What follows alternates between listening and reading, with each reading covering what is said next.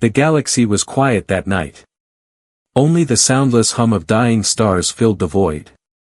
But somewhere far beyond the bright clusters, a weak signal broke the silence. It came from a small colony world named Deadliest, a green planet once full of life and songs. Now its skies were black with smoke, its oceans burning under the fire of invasion. The Varan Dominion, a cruel alien empire, had come without warning. They destroyed the orbital defenses in a single strike. Cities fell within hours and their soldiers marched across the ruins. Families hid in the dark, praying to any god who would listen.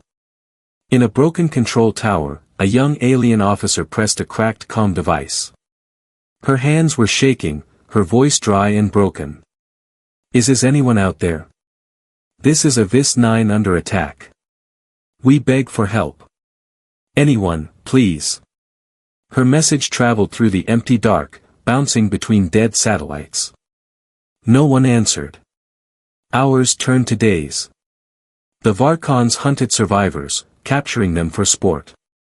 And still, the signal kept repeating weaker each time until it reached the outer rim, where humanity's deep space relay caught the faint pulse. At the Earth Deep Relay Station, a technician frowned at the strange tone on his screen. He amplified it, cleaned the static, and heard the voice clearly for the first time. The fear in her tone sent chills down his spine. He called his superior. Sir, this isn't a human distress code. It's alien, but they're begging for help. Within minutes, the signal was routed to the Human Alliance Council.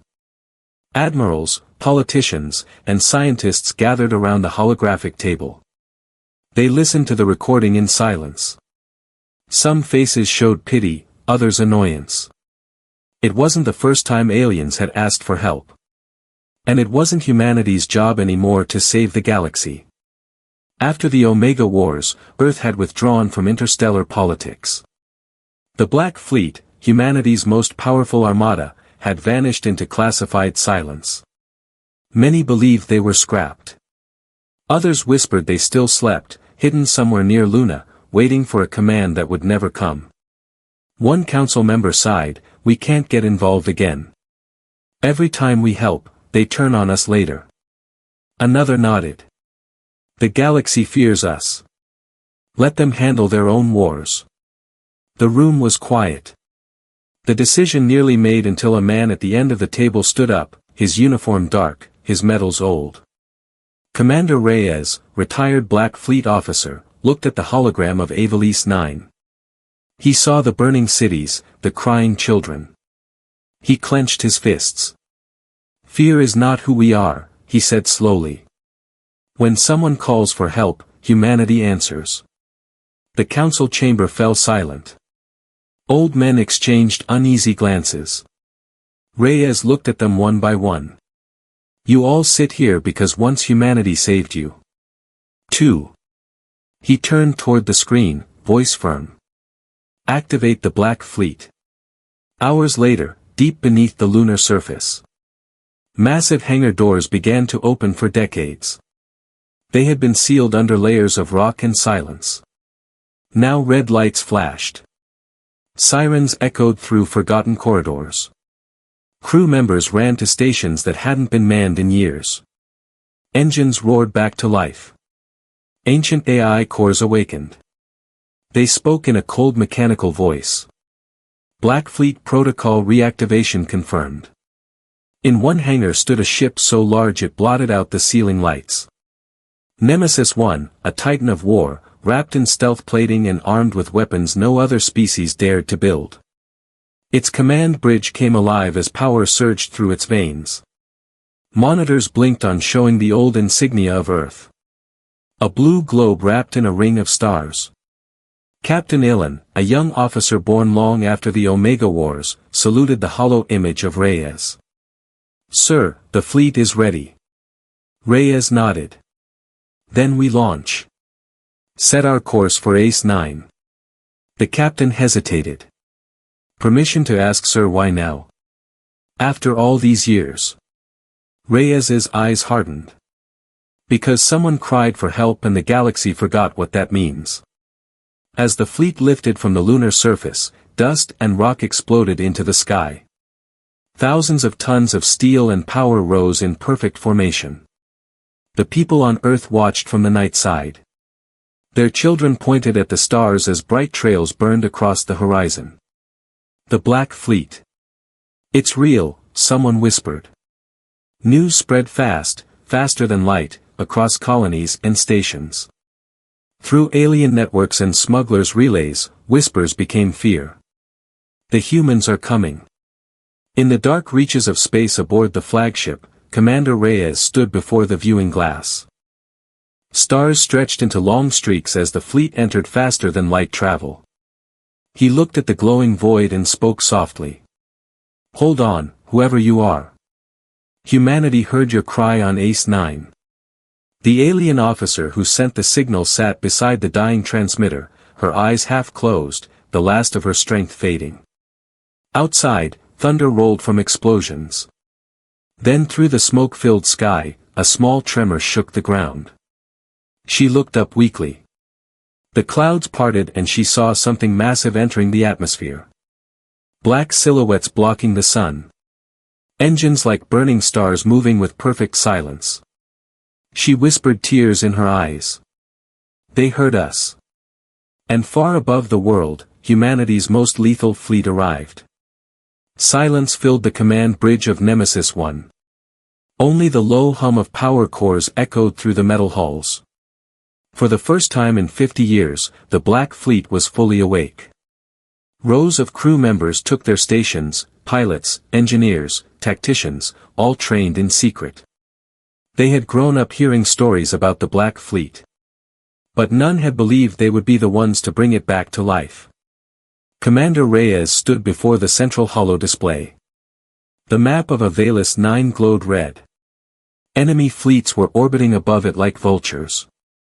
Hundreds of Varkon warships, sharp, cruel, and merciless. Each one ready to burn what little remained fleet status. Reyes said quietly. Captain Island replied, all systems green her. Weapons are charged. Stealth drives at full capacity. The commander nodded slowly. Then it's time for the galaxy to remember who we are. In the hangar decks, maintenance crews worked with focused speed. The air smelled of oil, plasma, and purpose. Old ships once covered in dust now gleamed like obsidian blades. The Titan-class destroyers rumbled to life. Their cores glowed with a cold blue light. Energy far beyond alien design. An engineer whispered. My grandfather said these ships could erase whole fleets in seconds. His partner smiled nervously. Let's hope we don't have to prove that, but they would. And soon, as the fleet aligned in formation, the stars outside the window seemed to dim. 52 ships, each a giant of war. From the Black Spears, small, agile frigates to the Eternal Hammer, a fortress that could level continents. Their hulls reflected no light. Their engines made no sound. They moved like shadows between worlds. The communication deck lit up. Transmission incoming, unsecured channel. Reyes frowned. Open it. The screen flickered, showing the face of the same alien officer who had sent the distress signal. Her voice was weak, her image broken by static. Whoever you are, please. They are killing everyone. Behind her, smoke and screams echoed. Reyes clenched his fists. He didn't speak. He simply turned to his crew. Jump drive ready. Course locked, the navigator replied. Engage. The moment the command was given, reality itself bent. The ships vanished into the void in an instant. The Black Fleet slipped between dimensions. Human FTL technology didn't roar or flash. It whispered like the breath of death moving across space inside the Nemesis 1. The crew felt a strange calm as the stars stretched into thin lines. Time had no meaning here, only the rhythm of the engines and the steady heartbeat of humanity's vengeance. Reyes stood near the viewport, eyes fixed on the glowing distortion ahead. He remembered the last war, the day the Black Fleet vanished after ending the Omega conflict. Back then they swore never to rise again unless the innocent cried for mercy. And now the cry had come, he whispered to himself. Never again will the helpless bleed alone. Back on Avest 9, the night sky burned red. The Varkons had begun the final strike. Massive cruisers hovered above ruined cities. Bombardments turned forests into glass. The alien civilians huddled in bunkers, trembling. Among them was the young officer who had sent the signal, still alive, barely. She looked at the sky through the cracks of the bunker roof. She thought it was over until she saw a star flicker. Then another. Then dozens of new lights appeared, moving fast. The air trembled. Sensors on every Varkon ship screamed warnings. Unidentified FTL signatures, large, fast, and close. The commander of the Varkon fleet hissed. Impossible. No species can move this fast. But it was already too late in orbit. The void split open like a wound. And from that wound came them. 52 black warships silent as ghosts. Their arrival didn't cause explosions. It caused fear. The Varkon sensor struggled to read them. Every system failed. Communications broke down. Engines sputtered. It was as if reality itself was rejecting the invaders. On the surface, survivors stared in awe. Massive shadows crossed the burning clouds. A single word echoed through every open frequency. This is the Black Fleet. In the bridge of Nemesis 1, Captain Ilan smiled. They wanted monsters, he said quietly. Let's give them one. Reyes's eyes were cold and sharp. Target all Varkon command ships, his voice was steady. Fire at will. Space lit up. Beams of light cut through the darkness like judgment itself. Each shot was silent, precise, unstoppable. Varkon cruisers exploded without warning, their shields melting like paper. The alien fleet tried to retreat, but the humans were already among them. No sound, no mercy, only perfect destruction. Within minutes, half of the Varkon fleet was gone. Their admiral screamed into his comms, "Who are they? What are they?" The only answer came from a human transmission, a calm female voice from the Nemesis bridge. "We are humanity. You hurt the innocent. You don't get to do that anymore." As the last of the Varkon ships fell burning into the planet sky, Commander Reyes watched in silence. He knew this was only the beginning. The galaxy would wake up tomorrow and remember the name they had tried to erase. The Black Fleet had returned, and with it, the legend of humanity, silent, unstoppable, and merciful only to those who deserved mercy. The stars over Epsilon Verge burned red. Dozens of wrecked ships drifted silently, their hulls glowing with dying heat. But it was only the beginning. The Varon Dominion had called for reinforcements.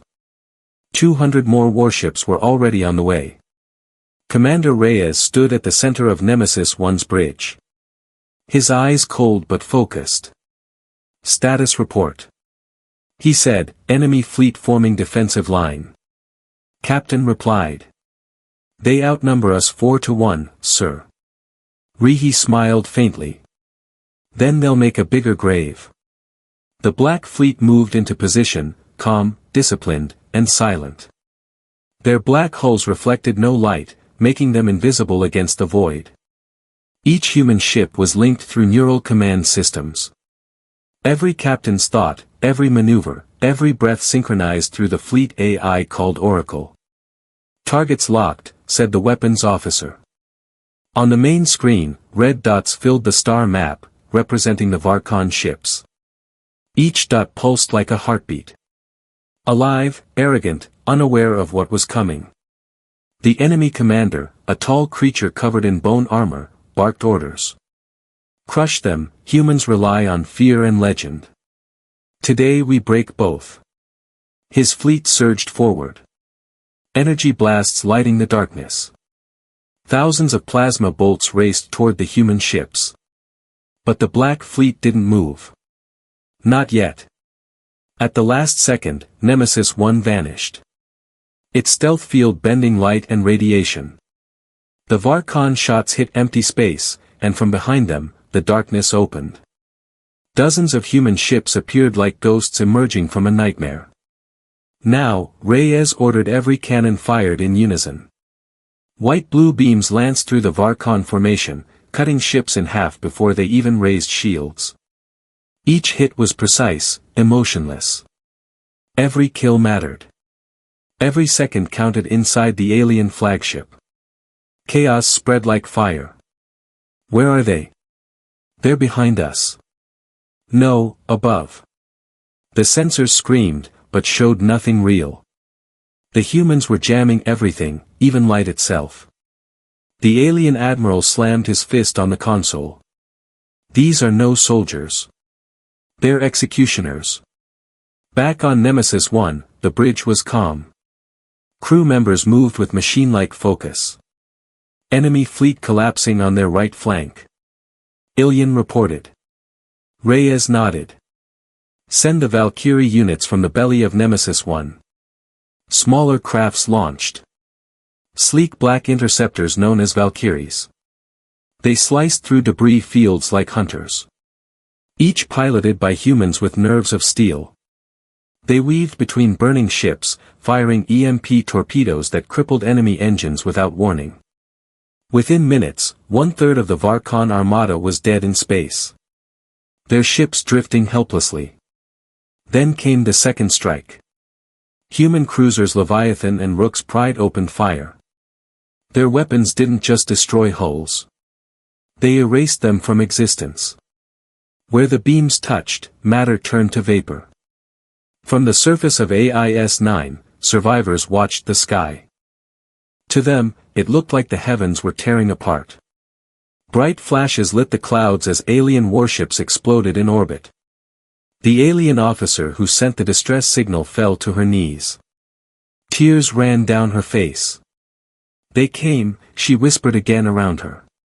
Her people looked up in silence. For the first time in generations, they were seeing hope. But high above, the battle raged on. A massive Var dreadnought. Blood Crown entered the fight. It was larger than any human ship. Its core powered by enslaved sons. The admiral laughed. Now they will see true power. Reyes looked at the readings calmly. The dreadnought dwarfed even the Nemesis. But size was not power. Discipline was. He turned to Ilian. Bring us to firing distance. Sir. That close. Do it. Reyes said, his tone final. As the dreadnought's cannons charged. The Nemesis dove beneath its firing arc. The ship rolled, skimming the hull of the alien monster at impossible speed. Energy bolts missed by meters inside the bridge. Alarms blared, but no one panicked. Target their core. Reyes ordered. Point-blank shot. Ilian asked. Reyes nodded. For the record. He looked at his crew. Let the galaxy know we don't miss. The main cannon of Nemesis 1 charged. The sound built like thunder. Then a single white beam pierced the void. It hit the dreadnought square at the center. The explosion was blinding. The shock wave shook the entire fleet. When the light faded, only debris remained. The dreadnought was gone, erased completely. Silence filled the battlefield. The remaining Varkon ships stopped firing. Some tried to run, but before they could jump, Reyes opened a channel. His voice echoed across all frequencies. Cold and calm. You burned their cities. You hunted their children. Now look at your stars and remember. Humanity heard them cry. Then he gave the final order. All batteries, finish it. Within minutes, the last Varkon signal went silent. Only drifting metal and the hum of the Black Fleet remained. Captain Ilian stood beside Reyes. It's over, sir. Reyes looked at the stars. No, he said quietly. It's only just begun far across the galaxy. Other empires were already watching the broadcast. Every leader, every warlord, every slaver, they all saw the same message. The humans were back. And they didn't come to rule. They came to protect. The battlefield was silent. Wreckage floated like dark clouds over Deadliest 9, glowing faintly in the starlight. The war was over, but the sky still burned. Inside Nemesis 1, alarms faded into quiet hums. Crew members removed their helmets, their faces pale under the blue glow of the consoles. They had won, but no one smiled. Victory felt heavy. Commander Rhea stood before the vast window, watching the planet below. Cities were ashes, forests were smoke, and oceans shimmered with fire. He spoke softly. We came to stop monsters, not to become them. Captain Ilan approached. Sir, rescue scans show life signs thousands. Maybe more hiding in the ruins. Reyes nodded. Then that's where we go next.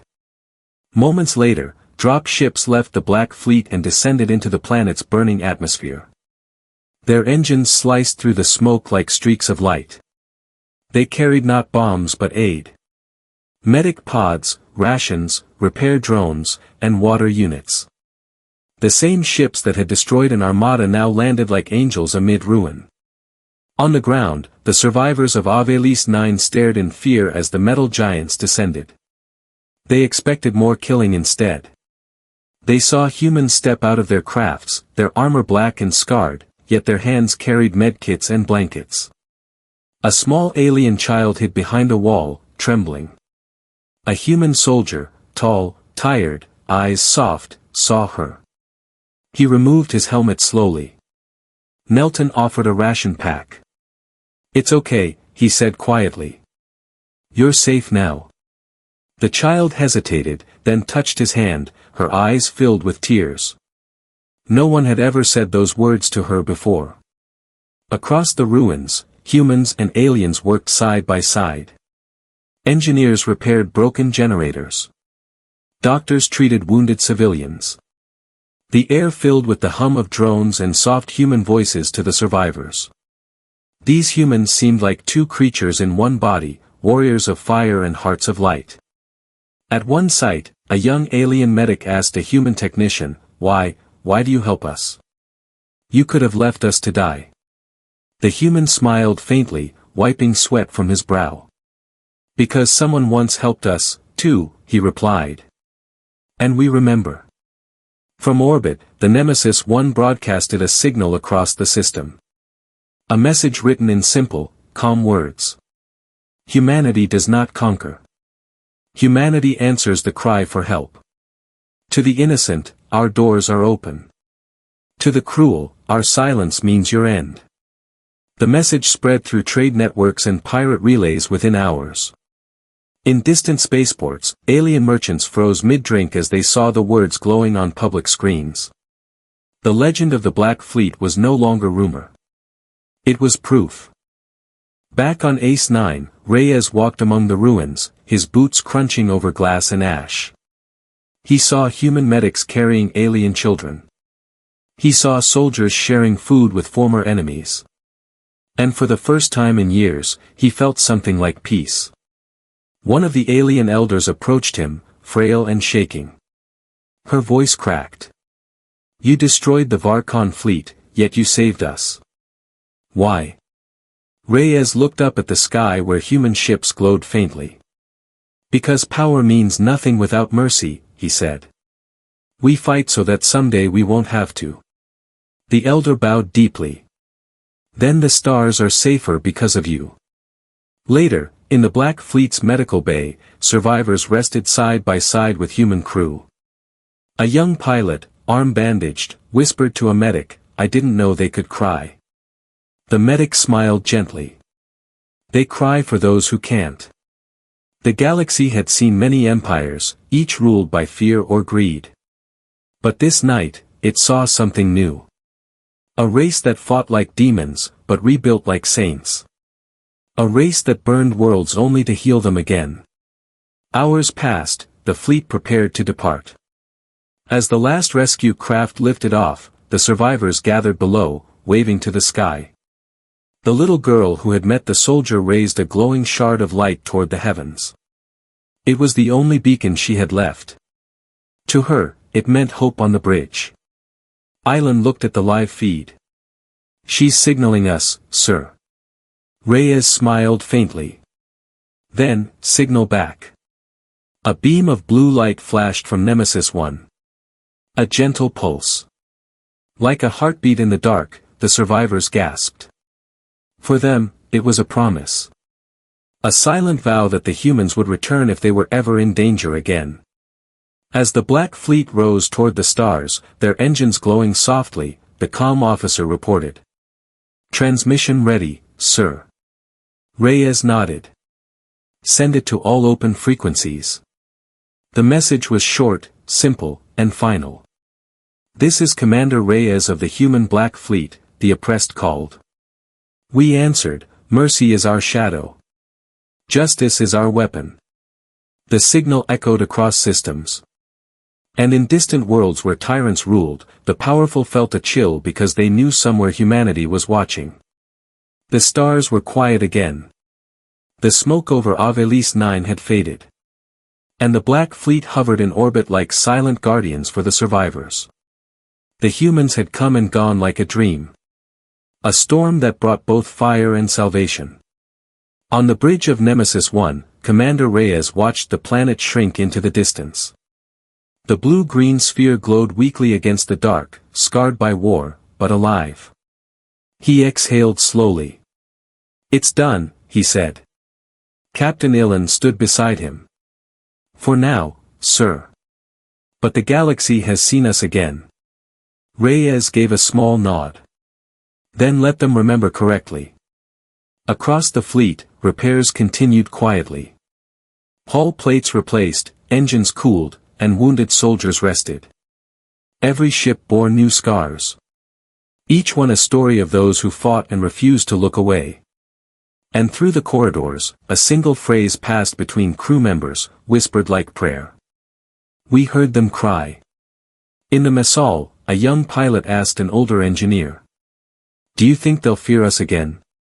The engineer smiled faintly. "They already do," he said. "But fear isn't what matters, it's what they'll learn to respect." Far away in alien space, transmission spread like wildfire. Recordings of the battle, fragments of human voices. The image of black ships emerging from light in council chambers across the stars. Leaders argued in panic. They were supposed to be gone. No species can fight like that. Why did they come back? The answer was the same. Whispered across every world. Because someone cried for help. And in that simple truth, the galaxy trembled. Back aboard Nemesis 1. Reyes stood in the communication chamber. Before him floated a glowing sphere, an amplifier that could project a signal across every known system. He turned to his officers. Every eye is watching us now. Let them hear our words clearly. He pressed his hand to the console. The lights dimmed across 1,000 worlds. Screens flickered to life, showing the calm face of a human commander framed by the stars. This is Commander Reyes of the human Black Fleet. For too long, the galaxy has forgotten what it means to stand for the weak. We have seen your wars, your slavery, your silence, and we will not be silent. We are not your conquerors, nor your saviors. We are the answer to the voice that cries in the dark. If you bring peace, we are your allies. If you bring terror, we are your end. Every word carried through the void like thunder. The message replayed again and again. Carried by traitors, smugglers, even pirates. Some worlds cheered, others hid, but no one ignored it on the planet below. The alien survivors gathered around makeshift screens. They watched the human commander speak when the broadcast ended. The same little girl who had been saved raised her glowing shard of light again. She whispered softly. They came for us when no one else would. In the council halls of the Var condominium, fear turned to silence. The High Admiral stared at reports of total fleet destruction. "Find them," he ordered weakly. "Find where the humans hide." But deep down, he already knew, you cannot find shadows that choose to appear only when the stars cry. Meanwhile, in the cold space between worlds, the Black Fleet began its slow return to the edge of known space. They didn't fly in triumph. They flew in purpose. Every ship dimmed its engines to stealth mode, fading again into the unseen. Captain Ilan broke the silence. "Sir, where will we go next?" Rihi stared out the window, the stars reflecting in his eyes. "Wherever we're needed," he replied, "until no child cries alone in the dark." The AI voice oracle spoke gently through the bridge. "Commander, new signal detected, weak, distant, but human," Reyes straightened. "Another distress call." "Unknown," the AI replied. "But it sounds afraid." A quiet smile touched his face. He turned to his crew. "Plot the course." The crew looked at one another, tired but ready. Engines powered up, the hum deep and steady. Outside, the Black Fleet formed once more, ships aligning like pieces of fate. Then, with a flash of blue light, they vanished into the stars far across the galaxy. Children would grow up hearing the story of the day black ships came from nowhere. Of how the humans who fought like devils also knelt beside the dying to give them hope. Of how the monsters of war became the guardians of peace. And they would whisper it like a legend when you are afraid and the stars go silent. Listen carefully, because somewhere out there, the Black Fleet still listens too. Back in the void, Nemesis 1 sailed silently through endless night. Inside its command deck, Reyes closed his eyes for a moment. He thought of all the worlds that had been saved and all that still waited. He whispered softly. "Let them remember humanity, not for our strength, but for our mercy." Outside, a single transmission pulsed through space. Simple, final, eternal. "We are humanity. We don't rule the stars. We protect them." And with that, the Black Fleet disappeared once more into legend.